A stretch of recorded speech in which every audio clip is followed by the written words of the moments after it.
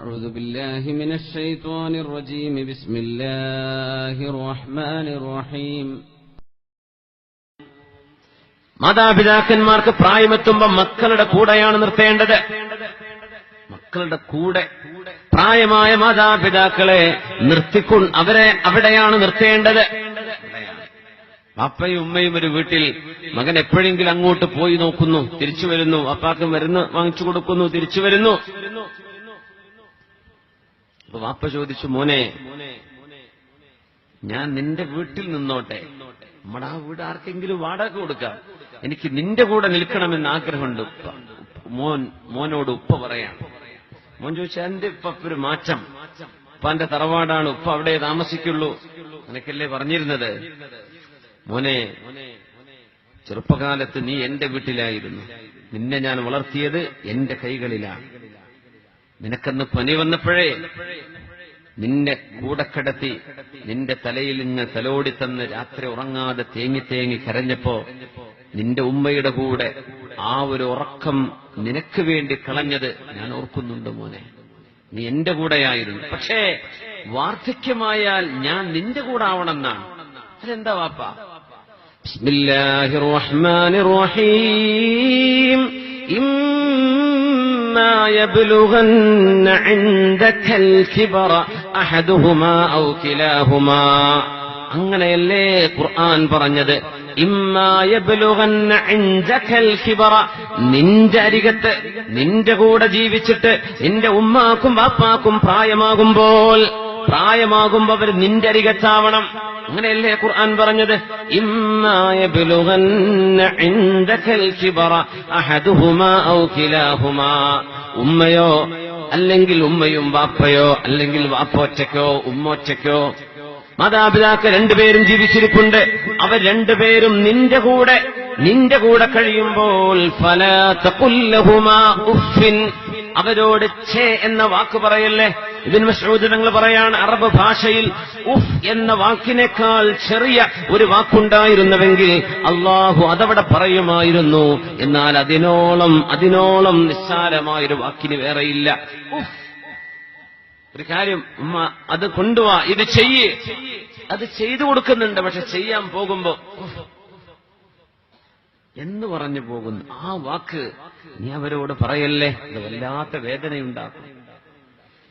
നിനക്കൊരു മിഠായി വേണമെന്ന് പറഞ്ഞപ്പോ, ഒരു ടോയ് വേണമെന്ന് പറഞ്ഞപ്പോ, ഒരു സാധനം വാങ്ങിച്ചു തരണമെന്ന് പറഞ്ഞപ്പോ എത്ര സന്തോഷത്തോടുകൂടെയാണ് നിന്റെ ഉപ്പന്നത് വാങ്ങിച്ചു തന്നത്. കാളികാവ് ടൗണിലോ കരുവാരക്കുണ്ടിലോ വണ്ടൂരിലോ മഞ്ചേരിയിലോ നിന്നെ കൊണ്ടുപോയി നിന്റെ ഉപ്പ വാങ്ങിച്ചു തന്ന കളിപ്പാട്ടങ്ങൾ വീട്ടിലെത്തിയപ്പോഴേക്കും നീ അത് തച്ചുടച്ച് നശിപ്പിച്ചു കളഞ്ഞിട്ടുണ്ട്. ആ ഉപ്പ ഇന്ന് ഒന്നിനും കഴിയാതെ, ചുണ്ടുകൾ അനക്കാൻ കഴിയാതെ, ഒന്ന് എഴുന്നേറ്റിരിക്കാൻ കഴിയാതെ കിടക്കുന്നു. മോനെ, നിന്റെ അരികത്ത് വന്നവർക്ക് പ്രായമായിരിക്കുമ്പോ അവരോട് ഛേ എന്ന വാക്ക് പറയല്ലേ, അവർക്കത് വല്ലാത്ത വിഷമമുണ്ടാക്കും.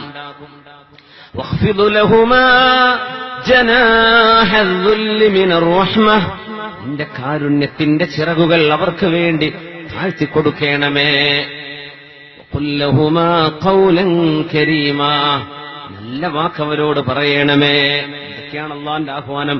വലാ തൻഹറുഹുമാ, അവരെ നീ ആട്ടിയോടിക്കരുതേ. ഇതൊക്കെ പറഞ്ഞ വിശുദ്ധ ഗ്രന്ഥമാണ് നമ്മൾ ഓതുന്ന ഖുർആൻ. അവരെ ആട്ടിയോടിക്കല്ലേ. ഉമ്മമാര് പ്രായാകുമ്പോ ഇനിയിപ്പോ ഏത് മോളെ വീട്ടുകാ പോവാ, ഓൾക്ക് ഞാൻ ചെല്ലുന്നത് ഇഷ്ടാവോ, ഏത് മോന്റെ വീട്ടുകാ ഇനി പോകേണ്ടത്, ഒരാഴ്ച കഴിഞ്ഞു അടുത്ത ആഴ്ച എവിടേക്കും മാറേണ്ട ഉമ്മാക്ക് ബേജാറായി. റബ്ബേ, മറ്റോള് ഉള്ള നാവ് എന്റെ മോൾ തന്നെയാണ്, പക്ഷെ ഉള്ള നാവ് ഇത്ര ശരിയില്ലല്ലോ റബ്ബേ. മറ്റോ എന്റെ മോൻ തന്നെയാണ്, പക്ഷെ അവന്റെ ഭാര്യ, അവൾക്ക് ഞാനൊരു ഉമ്മയാണെന്ന് അവൾ മനസ്സിലാക്കുന്നില്ലല്ലോ.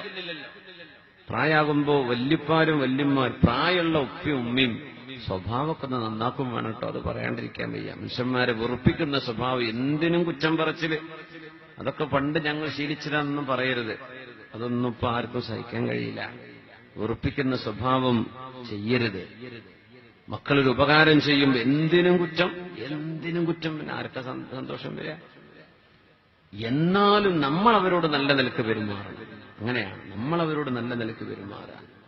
വിശുദ്ധമായ ഖുർആൻ ഈ കാരുണ്യം വാരിക്കോരി കൊടുക്കാൻ പറഞ്ഞിട്ടുണ്ട് റസൂലുള്ളാഹി സ്വല്ലല്ലാഹു അലൈഹി വസല്ലം. ഹബീബായ നബി തങ്ങളുടെ കാലശേഷം അബ്ദുല്ലാഹിബ്നു ഉമർ റളിയല്ലാഹു അൻഹുവിന്റെ മുമ്പിൽ ഒരാൾ കടന്നു വന്നു.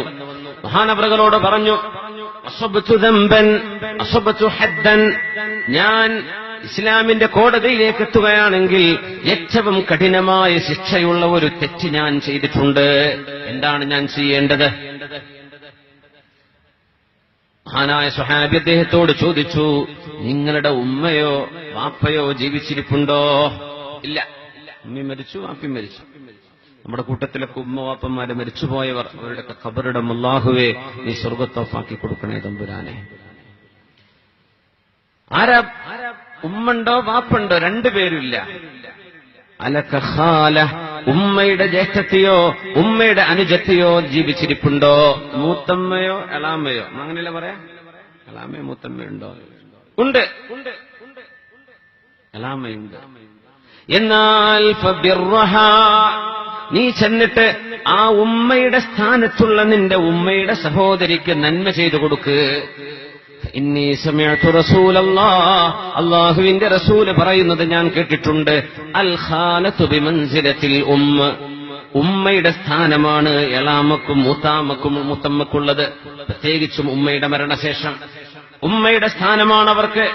നീ ചെയ്ത മഹാ തെറ്റ്, ഇസ്ലാമിന്റെ കോടതിക്ക് മുമ്പിൽ വന്നാൽ ശിക്ഷ കിട്ടുന്ന തെറ്റ്, അത് പൊറുക്കപ്പെടാൻ മഹാനായ സ്വഹാബി ആ ചെറുപ്പക്കാരനോട് പറയുന്നത്, നിന്റെ ഉമ്മയോ വാപ്പയോ ജീവിച്ചിരിപ്പില്ല, എന്നാൽ നിന്റെ എളാമയോടോ മൂത്തമ്മയോ ആരാണോ ജീവിച്ചിരിക്കുന്നത് അവർക്കൊരുപാട് ഉപകാരം ചെയ്തു കൊടുക്ക്, അല്ലാഹു നിനക്ക് പുറത്തു തന്നേക്കും. ഇതേ സ്വഹാബി അബ്ദുല്ലാഹിബ്നു ഉമർ എന്നവർ മക്കയിലേക്ക് ഹറമിലേക്ക് പോകുന്ന സമയത്താണ് ഒരു അറാബി കടന്നു വരുന്നത്. ഒരു കാട്ടറബിയായ ആൾ. അറാബികൾ അങ്ങനെയല്ലേ, പരുക്കൻ സ്വഭാവമായിരിക്കും. അബ്ദുല്ലാഹിബ്നു ഉമർ എന്നവർ ഒരു കഴുതപ്പുറത്താണ്. മഹാനവറുകൾ നേരെ വാഹനപ്പുറത്ത് ഇറങ്ങി. എന്നിട്ട് പറഞ്ഞു, ദേ നിങ്ങളിവിടെ കയറിയിരിക്കണം. അദ്ദേഹത്തിന് വാഹനമൊന്നുമില്ല, ഒരു അറാബി നടന്നു വരികയാണ്. ഈ കഴുതപ്പുറത്ത് നിങ്ങൾ കയറിക്കോ. പോകുന്ന പോക്കിൽ തന്റെ തലപ്പാവും കൂടെ അയച്ചു കൊടുത്തു മഹാനായ അബ്ദുല്ലാഹിബ്നു ഉമർ റളിയല്ലാഹു അൻഹു.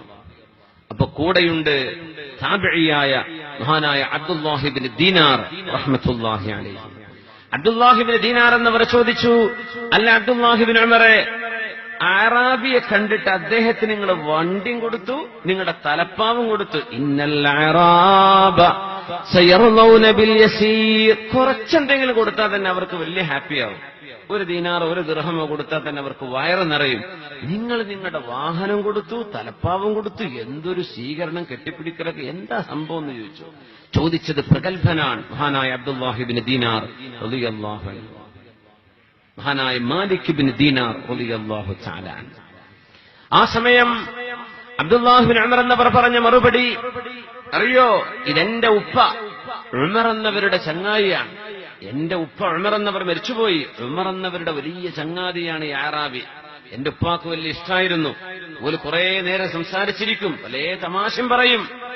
പിന്നെ നബിതങ്ങൾ പറഞ്ഞത് ഞാൻ കേട്ടിട്ടുണ്ടല്ലോ, ഹബീബായ നബിതങ്ങൾ പറഞ്ഞിട്ടുണ്ടല്ലോ, ഇന്ന ബർറൽ ബിർരി സിലതുൽ വലദി അഹ്ല ബുദ്ദി അബീ, ഒരു ഉമ്മയോടോ വാപ്പയോടോ ചെയ്യുന്ന ഏറ്റവും നല്ല നന്മ മാതാപിതാക്കളുടെ സുഹൃത്തുക്കളോട്, പ്രത്യേകിച്ചും മാതാപിതാക്കളുടെ മരണശേഷം ഉമ്മയുടെ സുഹൃത്തുക്കള്, കൂട്ടുകാരികള്, ഉപ്പയുടെ കൂട്ടുകാർ, ഉപ്പയുടെ ചങ്ങാതിമാർ, അവരോട് നമ്മൾ ബന്ധം പുലർത്തുന്നതും അവരെ സ്നേഹിക്കുന്നതും അവരെ സഹായിക്കുന്നതും അവരെ സന്തോഷിപ്പിക്കുന്നതും സ്വന്തം വാപ്പയോട് ചെയ്യുന്ന നന്മകളിൽ ഏറ്റവും വലിയ നന്മ വാപ്പയുടെ ചങ്ങാതിമാരോട് ചെയ്യുന്ന നന്മയാണെന്ന് അല്ലാഹുവിന്റെ റസൂല് പറഞ്ഞിട്ടില്ലേ?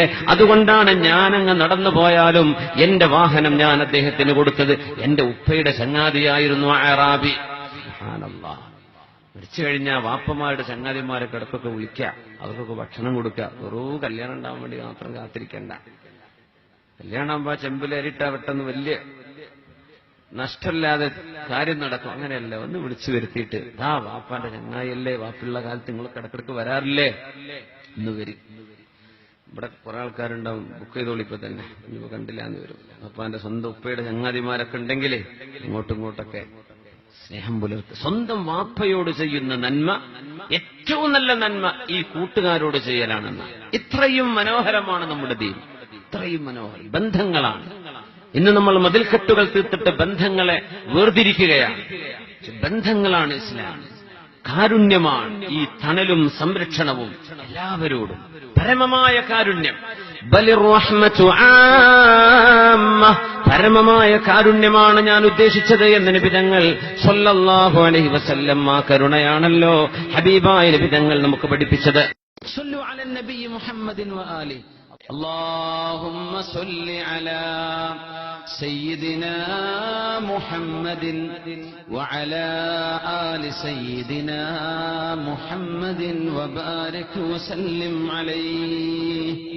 اللهم صل على سيدنا محمد وعلى آل سيدنا محمد وبارك وسلم عليه. ഒരുപാട് സ്വലാത്ത് നമ്മുടെ ഹബീബിന്റെ ഹളറത്തിലേക്ക് എത്തും. അള്ളാഹു എത്തിച്ചു കൊടുക്കട്ടെ, അവിടുത്തെ അള്ളാഹു സന്തോഷിപ്പിക്കട്ടെ.